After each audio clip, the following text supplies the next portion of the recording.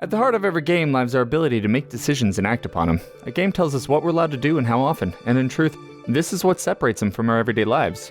Except for open sandbox games, I guess I don't really have a counter to that. The thing that's always interested me the most is the how often when you're playing. Do you take turns shuffling pieces on a board? Do you have to follow the rhythm of the music in the background? Do you have to wait 5 seconds for an ability to recharge before you can use it again? This is the backbone of every game because it determines how everything is going to be played out. This element is called the action system. It's often overlooked, but there are some gems out there that understood its importance. Somewhere in the deep recesses of my unforgiving heart, there's a soft spot for a game that just might be my favorite of all time. It's beautiful in so many ways, even down to its flaws, and certainly helped shape my little brain into the strategic mastermind I am today. In case you somehow didn't read the title of this video, I'm referring to Final Fantasy Tactics, a game that defied the odds in so many ways for its time that every tactical game since has been compared to it.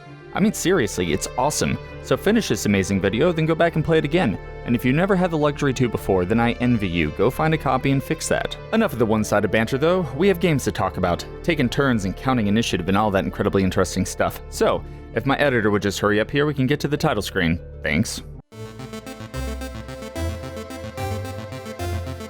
Welcome to Game Design Guide. Thank you for joining us as we explore and analyze the importance of action systems and how Final Fantasy Tactics breaks the mold. So here's what's on the agenda. First, we'll talk about some important phrasing so we're all on the same page. I mean, you probably know the words, but hey, I don't know you. Then I'm going to go over some basic action systems and the games that use them. We'll talk about what's good and bad about each system and make some bad jokes along the way. Then we'll finish the show off with what FFT did differently and why it was worth making an episode out of. Cool? Alright, cool. The first phrase we'll go over, ironically, is called the first turn advantage. I'm kidding, that's not ironic, it's more of a coincidence. I was just seeing if you were paying attention. First turn advantage refers to how much more likely one player is to win over the other because they got to act first. A few games have the other way around, but ultimately someone has a better chance to win because of turn order. Positioning pieces, gaining resources, and dealing damage all play a part in this since whoever gets to do it first has the upper hand. It's a pretty big problem in competitive games that involve turn order, amongst others, but we'll go over all that later. Next is something I lovingly call the swing of a game. When two or more forces clash, it's inevitable that one will gain a clear advantage. When it does, the game swings in their favor and the other player better do something about it or they're doomed to lose. Have you ever watched two people play a game where like, oh yeah, Nathan's got this in a bag, Chris is totally going down? That's what I'm talking about. You generally want a game to go back and forth a bit to create suspense and give both players a chance to win, but unfortunately it's often really hard to take the swing back from another player once they already have it. Like a broken pendulum or some other better analogy. Lastly, we come to action economy, not to be confused with resource economy. The latter refers to the gathering of resources you need to do stuff.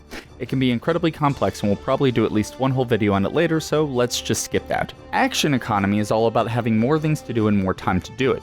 So if Chris can swing his sword once per round, but Nathan gets to attack and cast Stupefy twice per round, then it's clearly one-sided in action economy because he's better. These three subjects can get pretty in-depth, and we could and probably will make an entire episode for each, so we're just going to focus on how they affect and function in different action systems. Also, real quick, this episode was written with digital and board games in mind, so if I say characters or pieces, they're synonymous, and if I say players, that could also mean the AI as well as the real-life player. So with that out of the way, let's talk about action systems. Things are about to get wordy. Possibly the most common of all is the alternating action system. This is where each player takes turns getting to do a thing, like moving a piece or playing a card, and that passes back and forth. It's important to note that you only get to do one action on your turn in this system, even if you have an entire board of pieces at your disposal, just like in real life. The simplicity here allowed games like chess and Go to become as famous as they are today, but they're not without flaws. First turn advantage really became an issue because of games like this. If one player gets to act, then the second one is always one move behind. No one remembers second place. You generally want to be proactive rather than reactive when taking actions, which leads me to the swing. Once a player has drawn blood on the opposition, they're always a step ahead of their opponent. With only one action a turn, it's hard to take back the swing, and it just steamrolls until the end of the game. However, one advantage is that action economy is virtually even. Unless your opponent turns their head for a long time or goes to the bathroom, you'll have the same amount of turns. Options will dwindle as players lose pieces, but they'll always get to act.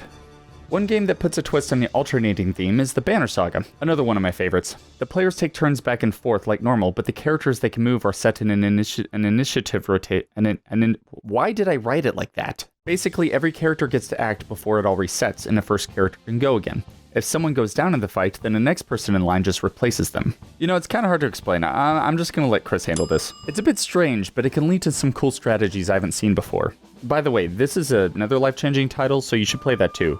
Also, once you're done watching this, please don't walk away. The next system is called the multi-alternating action system. Very similar to the last one, but the major difference is while the players still pass turns, they get to act more than once. Usually this means they get to move every piece they control, or generate resources, or any combination of whatever the game allows. The players have more control over what they can do and in which order, which can lead to more cohesive tactics. This style is becoming much more common in games today, like Hearthstone and XCOM, and if you take a good look, you'll realize they all have the same strengths and weaknesses. Starting with the good. Players aren't overloaded with information. They get to control all their stuff at once without being interrupted, usually, so they can do cool things like combos. In addition, most of these games heavily rely on players battling over action economy. Every move can matter, and it's exciting to see the outcome of an action many turns down the line. The bad.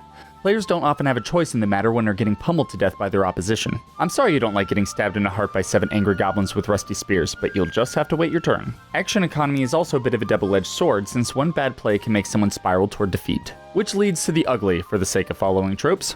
Many games that use this format have a certain threshold for when the swing is irreversible. In words that don't make me sound pompous, you may often know who's going to win by turn 3 or something like that. And if that wasn't already an issue, first turn advantage causes so many problems that players have made jokes about flipping a coin to see who wins. Next up, get ready for this. It's called a simultaneous initiative action system. I realize these names are getting a little out of control, but bear with me. It's simultaneous because players pick their actions at the same time, in anticipation of it all happening in some sequence. The initiative part refers to how these actions will take place in an order determined by how fast the character or action is. If you've ever played Pokemon or a Breath of Fire game, or even Darkest Dungeon, you might know what I'm talking about. And if you haven't, then Chris is being so kind as to show you how it works right now. What a guy.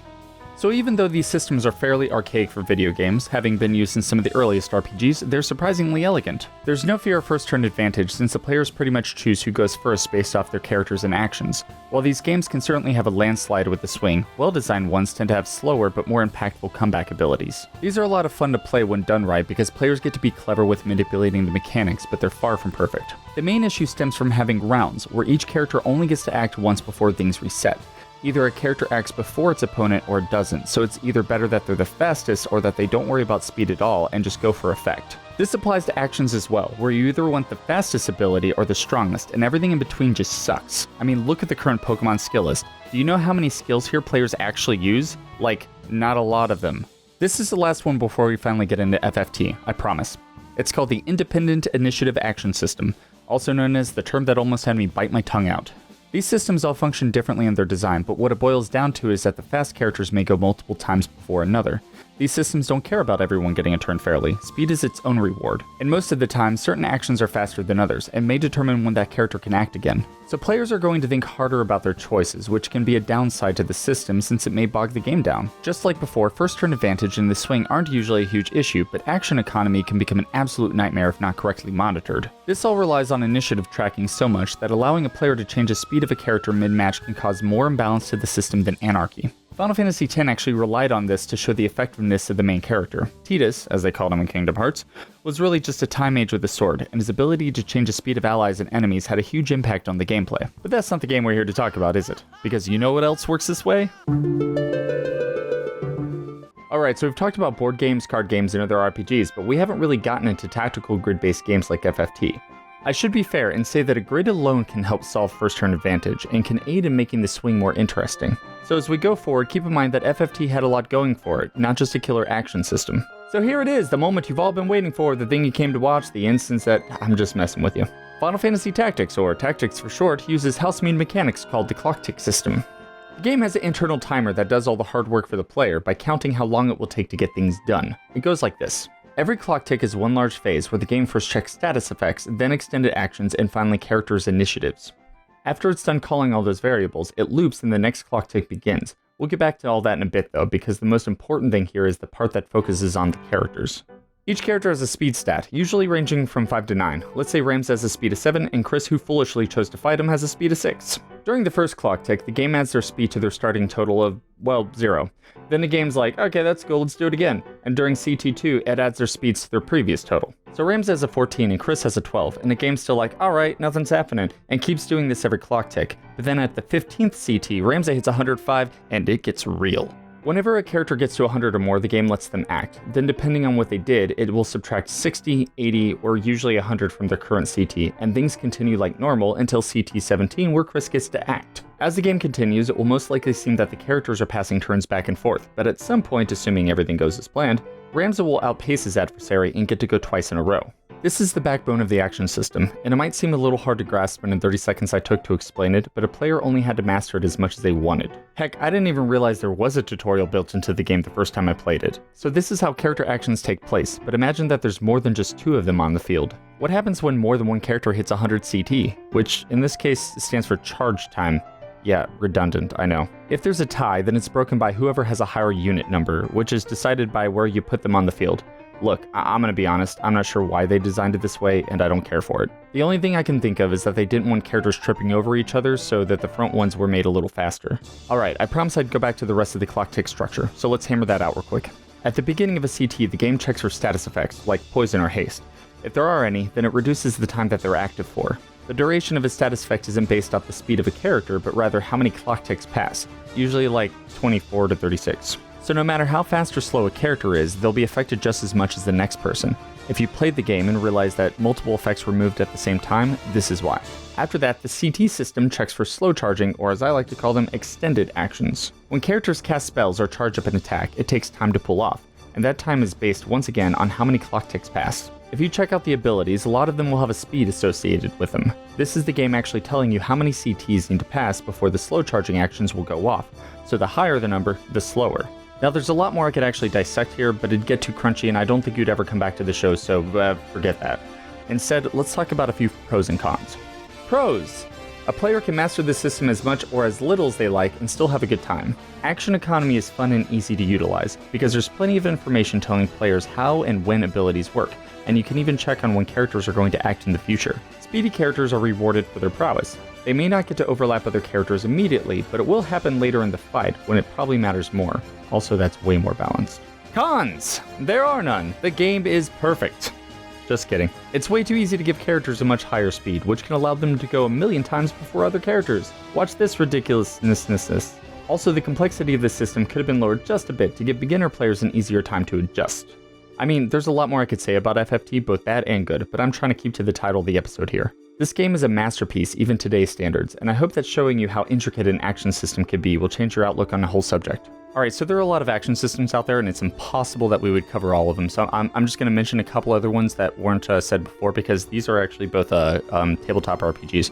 The first one is 7th Sea, first edition, not second edition. Second edition I have feelings about. But anyway, the first one uses this cool system where you roll a few d10s, and then let's say you roll like a 1, a 5, and a 7 with your 3 d10s. You would act on phase 1, act on phase 5, and act on phase 7. And there's a lot of cool things you could do with those dice, and you get to play around with the initiative a lot. It made the player feel empowered by being in a sword duel. It was really cool. And the next one is a game I could talk about forever. The Burning Wheel system, or Mouse Guard, same game. They have this system where you choose the reactions, and so does your opponent. You choose them ahead of time, and then you take turns revealing them one at a time. The difference between this and one of the previous action systems I mentioned is that the actions happen at the same time, and so if both players choose to attack each other, they would attack each other at the same time. It could potentially kill each other simultaneously. This happened a lot more in fighting back in the day than you would believe, so it actually kind of reflects a very, very classical way of looking at fighting. If you have any other games that you've played in the past with cool action systems, go ahead and write them down in the comments below. It'd be really cool to have a conversation about it and start something here. This has always been a subject that's interested me a lot. While some of this music came from the Final Fantasy Tactics OST, a bit of it actually came from Zodiac, Final Fantasy Tactics Remixed, which was an album released a little bit ago by a bunch of different artists, like a crap ton of artists. Like, there's a lot of songs here. Check that out. It's really cool. So just wanted to give respect to those artists because they came with some really, really cool stuff. If you like this video, which I know you did, you can go ahead and support us in other ways. Obviously, like this video and all that jazz, but also go to our other channel, Game Devs Play Games, or GDPG. In addition, you can go to our website, affinityarchives.com, and if you really, really like us, then you can buy us a coffee on coffee.com. It's right here. Here's the link. Here's where you can check it out, and we'd be super happy about that. So, yeah, bye.